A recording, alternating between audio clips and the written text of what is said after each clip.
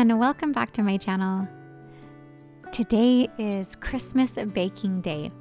I look forward to this day all season long. I've been looking through recipes on the internet and in magazines.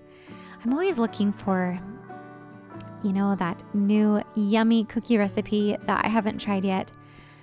But when it really comes down to the actual baking day, I find myself baking the same tried and true cookie recipes that our family has been making for a long, long time. There are certain flavors that just make this Christmas season feel like Christmas. One of those special flavors is a chocolate raspberry thumbprint cookie, my absolute favorite Christmas cookie. So that's going to be one of the cookies that we're making today. I make chocolate and vanilla raspberry thumbprint cookies.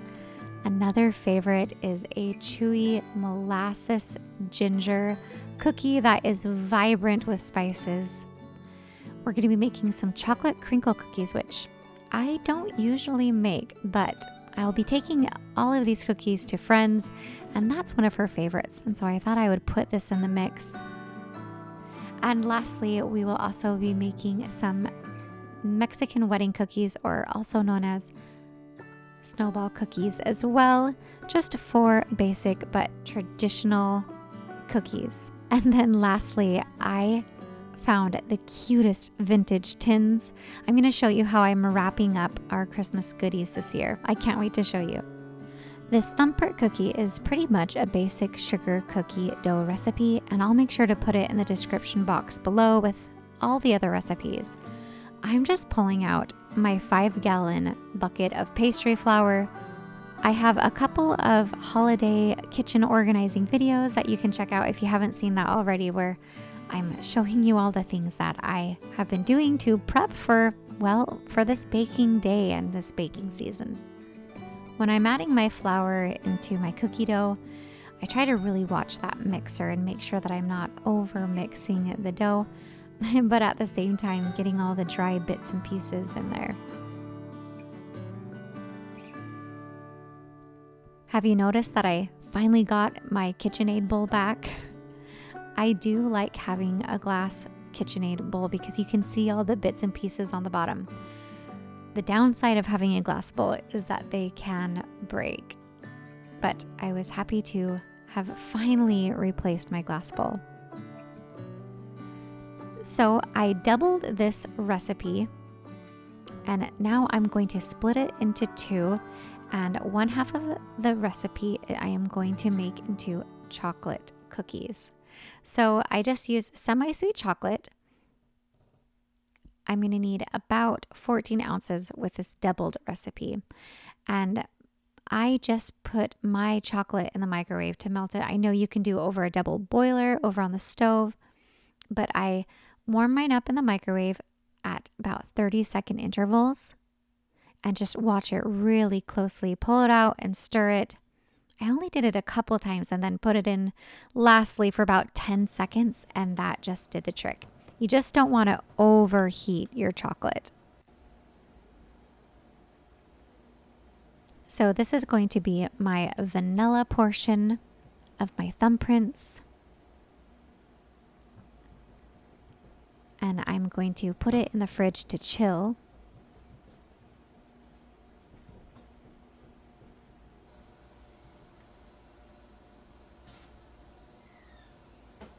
And the other portion, we are just going to mix this melted chocolate right into the cookie dough.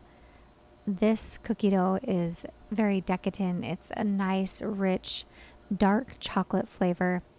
And you really can control how rich you want that to be, depending on if you want to do semi-sweet or even an unsweetened cocoa. Or you could go with less chocolate, whatever floats your boat. You know me, I am a chocolate girl all the way, so I usually like it pretty rich. And that raspberry jam is beautiful on a chocolate cookie. So into the fridge this goes to chill.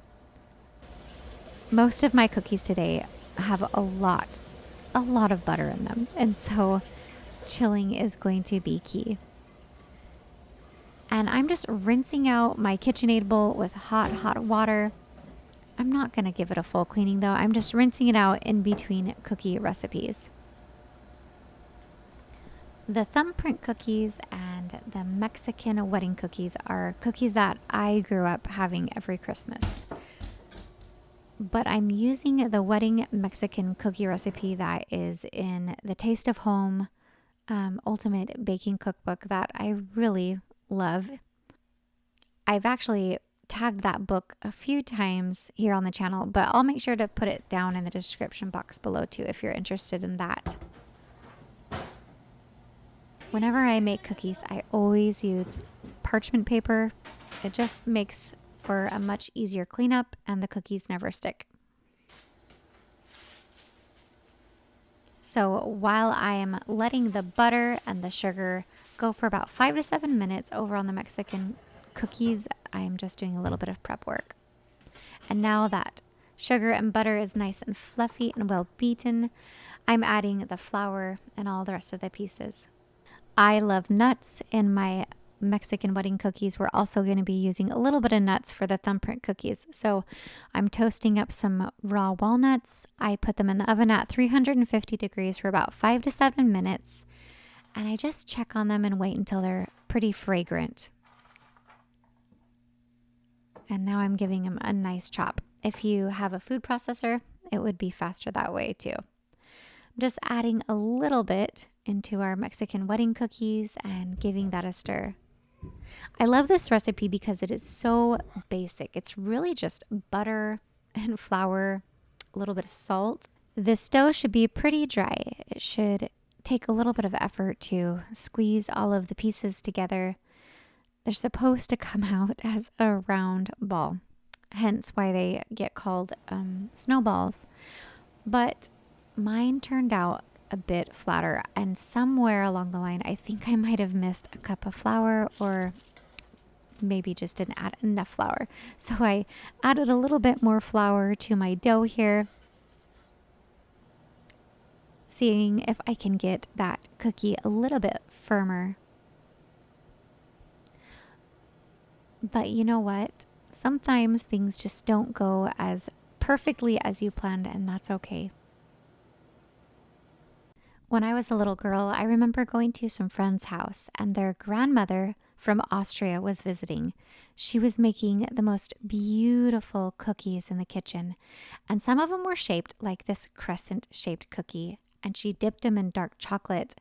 And I remember going up to the counter that was about eye level and sneaking a cookie or two and her giving me a scowl. And so tonight I wanted to shape some of these Mexican wedding cookies into some of those crescents. How special is it, though, to have a grandma around, or mom, or whoever it is in your family, making the same cookies they make every year and sharing those family traditions. I look at recipe books for fun. I enjoy it.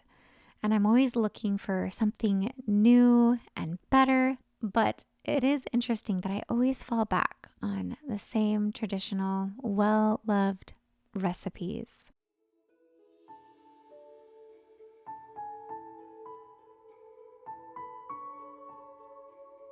For a moment, I want to pull you out of the kitchen to show you what Jared got me for Christmas this year. I am so excited about it. I have been hauling this chandelier around for 7 years.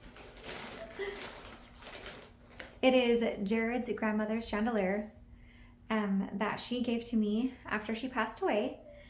And I have been holding out. I almost put it in our old house in Wyoming, and it just didn't feel right. Something told me that it just didn't belong in that house. Well, it didn't. It belongs in this house.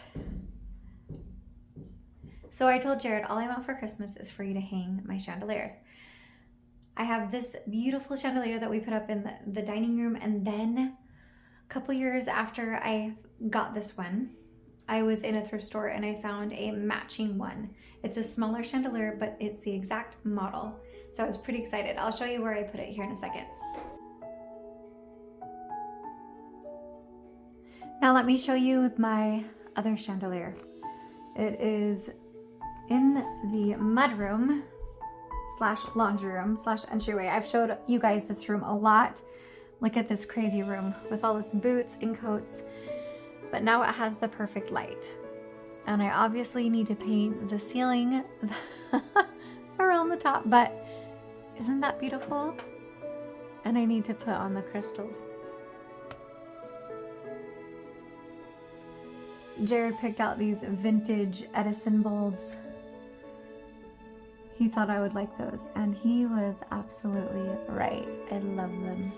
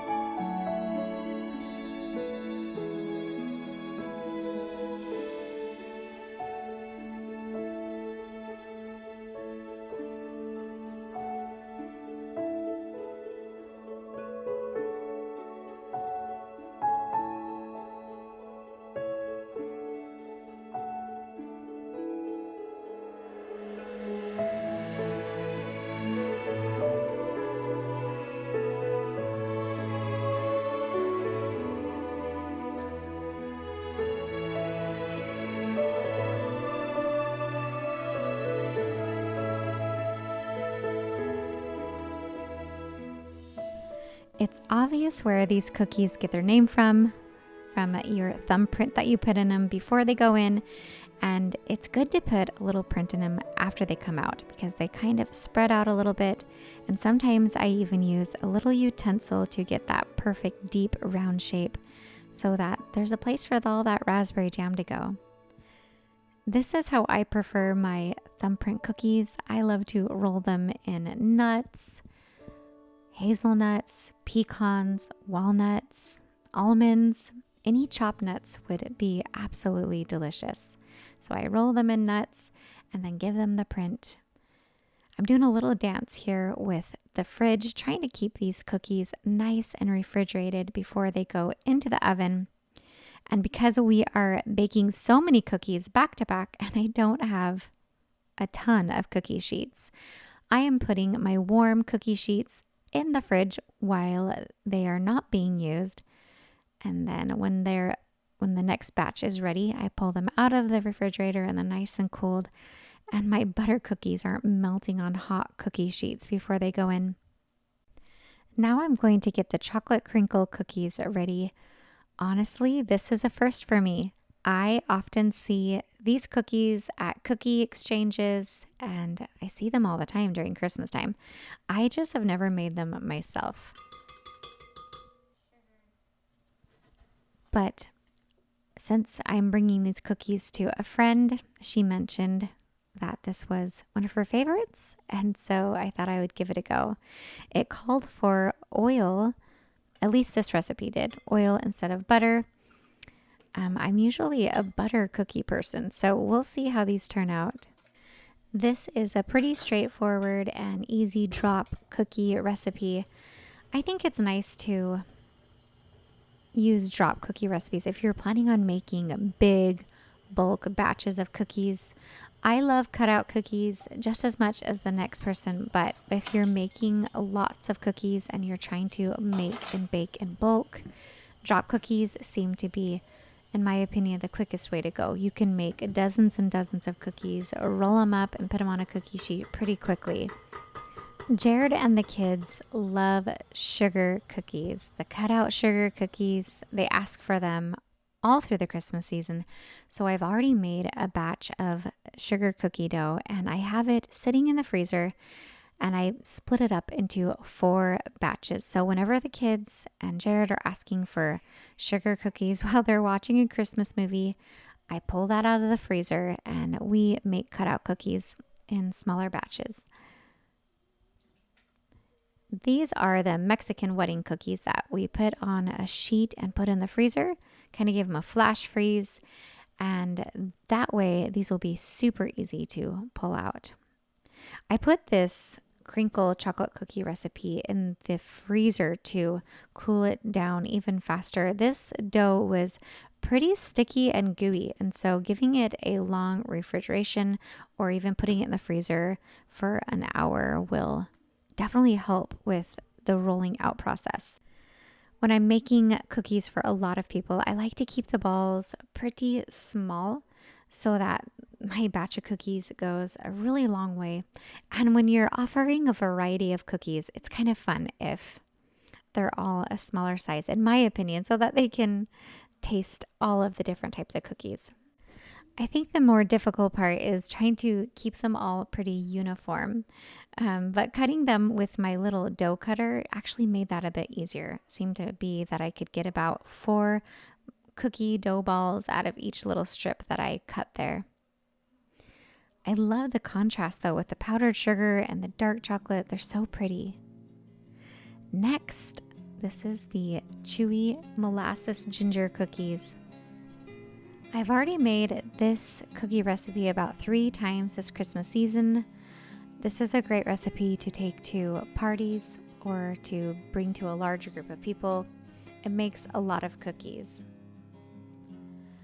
And I love the way the dough smells while I'm putting this cookie recipe together with the rich molasses and all the spices.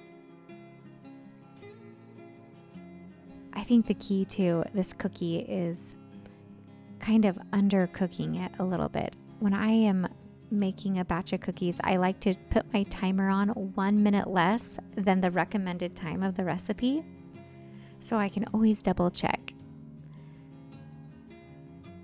I like my ginger molasses cookies really chewy. What drew me to this particular recipe though was all the spices that it included. It includes 1 teaspoon of cinnamon, 2 teaspoons of ginger. I think it's 1/4 a teaspoon of clove, 1/4 a teaspoon of nutmeg. I mean, that's 4 different spices, and it's just a punch of beautiful flavors. All the Christmas flavors that you would hope for and expect in a gingerbread type cookie. And then lastly, we're gonna roll these babies in some coarse sugar.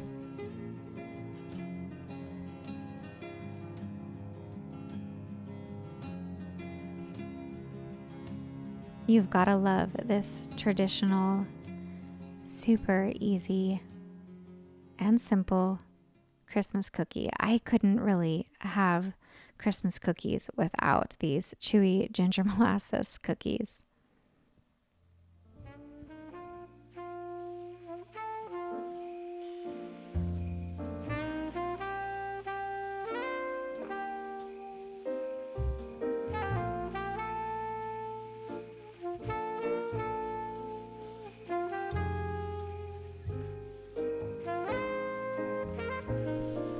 Okay, so this is too much fun. I have been dreaming up specially curated and homemade cookies in little vintage tins. So I did a little bit of thrift hunting earlier this month, and I want to show you guys what I found. I scored on these little tin boxes I found at the thrift store. This one, it says it's made in England. I don't know if I can part with this one. It is so beautiful. It has some hand painting on the front. It's kind of crackled. This is also so beautiful. These tins were like 50 cents, 25 cents each. And I love how unique they are. So pretty.